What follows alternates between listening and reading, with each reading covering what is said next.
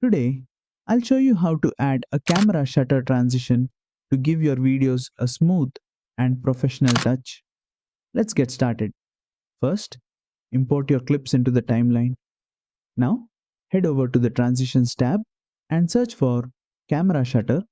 Once you find it, simply drag and drop the transition between your clips. Right away, you'll see the shutter effect in action, mimicking the closing and opening of a camera lens. Now, let's fine tune it, set it to overlap to keep the motion smooth.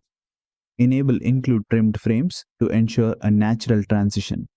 Adjust the duration by dragging its edges in the timeline. Shorter durations make it quick and snappy, while longer ones add more impact. And that's it. You've successfully added the camera shutter transition in Filmora. Try this effect in vlogs, music videos, cinematic edits, and more.